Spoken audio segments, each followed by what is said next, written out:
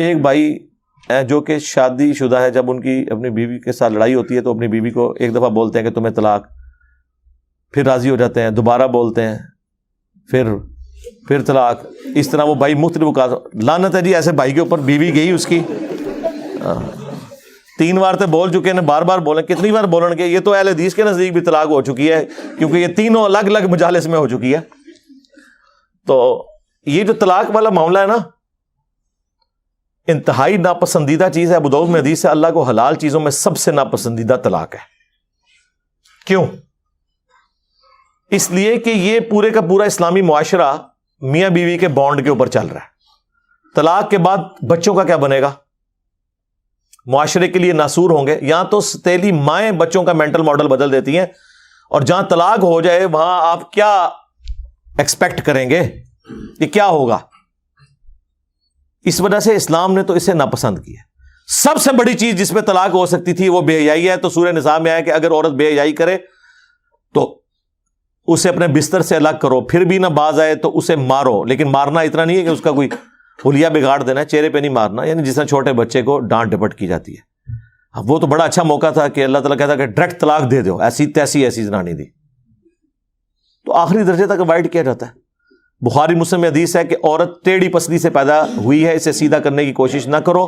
توڑ بیٹھو گے اس سے نفع حاصل کرو، اور اسے توڑنا، اسے طلاق دینا ہے. توڑ بیٹھو گے. نبی علیہ السلام کو اپنی بیویوں سے تکلیف نہیں اٹھانی پڑی. یہ حدیثوں میں تو بہت تفصیل سے آیا ہے. قرآن میں ہی پڑھ لیں سورہ الاحزاب کے اندر پارہ نمبر 21 کا آخری حصہ سارا ہی اس لیول تک کہ اللہ کو یہ آیات نازل کرنی پڑی. اے نبی اپنی بیویوں سے فرماؤ کہ اگر تم دنیا کا مال اور دنیا کی عیش چاہتی ہو تو آؤ میں تمہیں دے کے تو طلاق دے دیتا ہوں، اور اگر تم اللہ، اس کا رسول اور آخرت کا گھر چاہتی ہو تو اسی مفلسی کی حالت میں میرے نبی کے ساتھ فقر کی حالت میں گزارا کرو. تو یہ تو عورتوں سے تکلیف تو اٹھانی پڑتی ہے. بخاری مسلم میں حدیث ہے، نبی علیہ السلام نے فرمایا کہ عورت کی حالت ایسی ہے کہ پوری زندگی تم اس کے ساتھ حسن سلوک کرو، اور کبھی ایک دفعہ کوئی تکلیف اسے تم سے پہنچ جائے تو یہ کہتی ہے جب سے تیرے عقد میں آئی ہوں نا سکھ کا ایک دن نہیں میں نے دیکھا. یہ بخاری مسلم دونوں میں حدیث ہے، اور یقین کریں اس کا تجربہ بارہا ہم خود بھی کر چکے ہیں. اور جب تجربہ ہوتا ہے تو غصہ نہیں آتا، بس نکلتا ہے صدق رسول اللہ صلی اللہ علیہ وآلہ وسلم. آپ رسول اللہ کو یاد کیا کریں، حضور کی حدیث یاد کیا کریں، نبی علیہ السلام کو جو تکلیفیں اپنی بیویوں سے پہنچی انہیں یاد کیا کریں، تو آپ کو صبر آ جائے گا کہ میں تو شاہی کوئی نہیں. ہاں یہ ہر جگہ فٹ ہوتا ہے، میں تو شاہی، تسی بھی شاہی کوئی نہیں. ٹھیک ہے نا؟ کمپرومائز کریں. مسلم شریف میں حدیث ہے شیطان کا تخت پانیوں پہ لگا ہوا ہے. شام کے وقت سارے چیلے آ کے اسے رپورٹ کرتے ہیں، آج فلاں گناہ کرایا، فلاں سے چوری کروا دی، فلاں سے فلاں کام کروایا.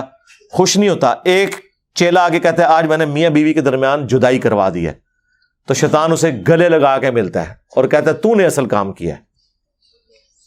جس نبی کی یہ تعلیمات ہوں اس کے ماننے والے روٹی صحیح نہ پکنے پر، سالن میں نمک کم ہونے کے اوپر غصہ کھا کے طلاق دیں تو لعنت ہے پھر ایسے لوگوں کے اوپر جو اپنے نبی کی تعلیمات کو پش دکھائے بیٹھے ہوئے.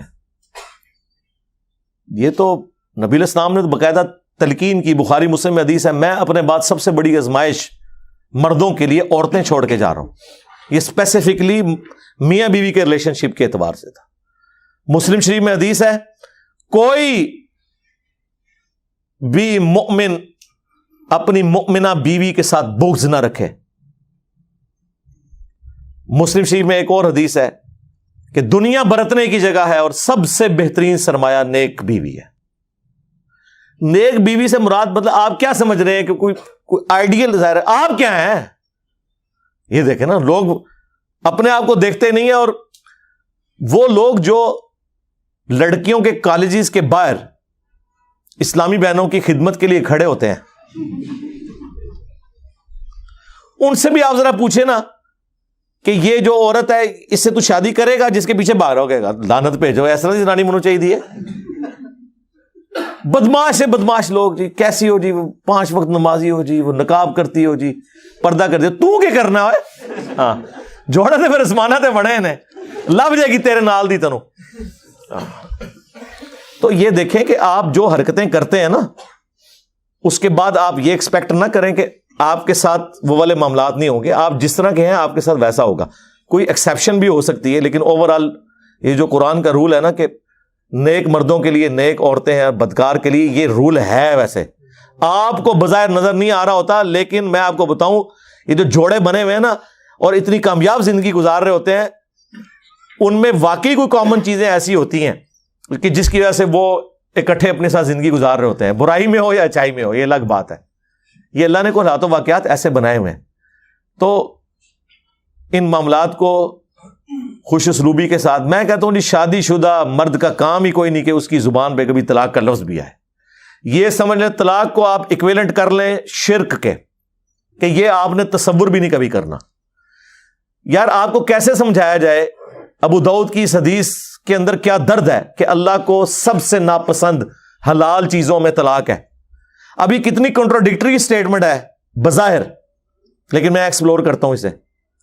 سب سے ناپسند طلاق ہے, اس سے اللہ تعالیٰ کی ناراضگی کا ذرا اندازہ کر لیں. اور لیکن ساتھ کا حلال, حلال اس لیے کہا کہ بعض اوقات جینون ضرورت پڑ جاتی ہے. کوئی مرد ایسا ہے جس کے ساتھ کوئی میڈیکل ایشو ایسا ہو گیا ہے اور دھوکے سے شادی کروا دی ہے, اور مرد ہے ہی نہیں تھا, تو ظاہر اب طلاق والا معاملہ ہوگا. کوئی مرد اتنا فنیٹک ہے کہ اپنی عورت کو وہ اذیتیں دیتا ہے, تو اب اسے اپنی جان بخشی کے لیے یا تو جان بچا لے یا اپنا گھر بچا لے, مجبوراً طلاق لینی پڑتی ہے. حلال اسے اس لیے رکھا گیا ایز اے لاسٹ ریزارٹ, بعض اوقات طلاق کی ضرورت پڑ جاتی ہے, ورنہ تو عورتیں غلام ہوتی مردوں کی. اگر طلاق دینا جائز نہ ہوتا, یا طلاق لینا یا خلا لینا جائز نہ ہوتا, یہ تو غلام بنا کے رکھتے ہوئے جس کے ہاتھ بھی آ گئی تو آپ جس طرح جانور پالا ہوا ہے زنجیر کے ساتھ وہ اس کی غلامی رہے گی. تو یہ اللہ نے اجازت دی. اس سے مراد یہ نہیں ہے کہ جو ناجائز طلاقیں دی جا رہی ہیں وہ اللہ تعالیٰ نے ان کو حلال قرار دیا ہوا ہے, نہیں. جامعہ ترمذی میں حدیث ہے, جس عورت نے بغیر وجہ کے طلاق لی جنت کی خوشبو بھی نہیں پائے گی. اسے وائس ورثہ بھی کر لیں. ہاں, یہ نہ سمجھے کہ یہ عورت کے لیے ہے. یہ نہیں ہے کہ قرآن میں جتنے مردوں کے لیے سیکھے ہیں تو عورتیں مبرہ ہیں اس سے. ایک ورسٹ کیس کو ڈسکس کیا جاتا ہے اور باقی چیزیں انڈرسٹوڈ ہوتی ہیں. تو مرد و عورت کا ریلیشن شپ بھی بہت غیر معمولی ہے. جامعہ ترمذی میں حدیث ہے, تم نے کوئی بھی محبت کرنے والے دو میاں بیوی سے بڑھ کے نہیں دیکھے ہوں گے. یہ ایک ایسا پاکیزہ رشتہ اللہ تعالیٰ نے رکھ دیا. قرآن میں اللہ نے فرمایا سکون رکھا ہے میاں بیوی میں ایک دوسرے کے لیے. پھر اللہ تعالیٰ نے فرمایا ایک دوسرے کا لباس ہے. یہ جو ڈراموں میں یہ جو مرد و عورت آپ کو دکھائے جا رہے ہیں نا, یہ ڈرامے ہی لگائے ہوئے ہیں, ڈرامے میں ہی ہے اور کیا ہے, ریئل میں تو نہیں ہے یہ سارا معاملہ اس طریقے سے جو وہ آپ کو جس طرح ایک عجیب و غریب قسم کے جہان میں داخل کر دیتے ہیں. یہ ایک بڑا متبرک رشتہ ہے جس کو اللہ تعالیٰ نے اپنے انبیاء کرام کی سنت ٹھہرایا, اور پوری آئلی زندگی سورۃ البقرہ میں اللہ نے ڈسکس کی ہے کس لیول پہ جا کے, صرف یہ بتانے کے لیے کہ اللہ کے نزدیک یہ کتنی اہمیت کی چیز ہے. اس لیے کامیاب مرد وہ ہیں جو رن مرید ہوں. ہاں, اور غصہ آئے تو نہ نکالیں, خود نکل جائیں. یار مولا علی اور سیدہ فاطمہ کی جب لڑائی ہوئی ہے, بخاری مسلم میں آیا ہے, تو حضرت علی گھر سے نکل گئے. یہ ہے تربیت. ظاہر مولا علی کی پرورش نبی الاسلام نے کی تھی. تو جب کبھی بیوی پہ غصہ آئے تو یہ جو کتنے ظالم قسم کے مرد اور ساسیں ہیں وہ عورتوں کو پورا پورا دن گلی میں باہر کھڑا رکھتے ہیں. آج کے زمانے میں بھی ایسے لوگ کر رہے ہیں. جبکہ حضرت علی علیہ السلام کا اختلاف ہوا ہے, یہ چھوڑ دیں غلطی فاطمہ کی تھی یا علی کی, یہ تو سیکنڈری چیز ہے. حضرت علی ڈومیننٹ ہونے کے باوجود شیر خدا, تو ورگا کوئی بزدل مرد نہیں, شیر خدا ہو کے گھر سے باہر نکل گئے. کیوں؟ اس کی وجہ یہی ہے کہ اس رشتے کو آپ نے اسی طریقے سے نبھانا ہے. وہ جو بخاری مسلم میں حدیث ہے, نبی علیہ السلام اپنی بیویوں سے 1 مہینے کے لیے ناراض ہو گئے تھے اور گھر کی چھت پہ شفٹ ہو گئے تھے, ایلا کیا تھا آپ نے, اور پھر آیات نازل ہوئی. اسی دوران حضرت عمر کہتے ہیں میں ملنے گیا, پہلے تو امہات المومنین اپنی بیٹی کو جا کے ڈانٹا کہ یہ تم لوگ یہ کر رہی ہو. پھر حضور کے پاس آئے اور کہتے ہیں میں نے کوشش کی کہ بھئی حضور کو ہنسانے کی کوشش کروں, اور جب میں چھت پہ چڑھا تو ایک کونے میں چھوٹا سا مشکیزہ لٹکا ہوا ہے, ایک چٹائی پہ حضور لیٹے ہوئے ہیں, اوپر بھی چادر کوئی نہیں, صرف تہمت باندھی ہوئی ہے. آپ اٹھے ہیں, جسم پہ چٹائی کے نشان. حضرت عمر نے رونا شروع کر دیا, یا رسول اللہ کیسر و کسریٰ دنیا کے مزے لوٹ رہے ہیں اور آپ اللہ کے پیغمبر ہو کے یہ آپ کی حالت ہے. آپ نے فرمایا لگتا ہے عمر ابھی بھی دنیا کی حقیقت تم پہ نہیں کھلی, کیا تم اس پہ راضی نہیں ہو کہ کیسر و کسریٰ دنیا کے مزے لوٹیں اور ہم آخرت کی سعادت. پھر سرکار حضرت عمر کا قبلہ ایسا صحیح ہوا ہے کہ نہ حرام کھایا نہ کھانے دیا کسی کو. اس طرح سٹرکٹ مینجمنٹ انہوں نے رکھی ہے اپنے دور میں. جس نے یہ سارے منظر خود دیکھے ہوں اور اگر وہ واقعی جینوئن مومن ہو تو وہ اسی طریقے سے اپنے پیغمبر کو فالو کرے گا.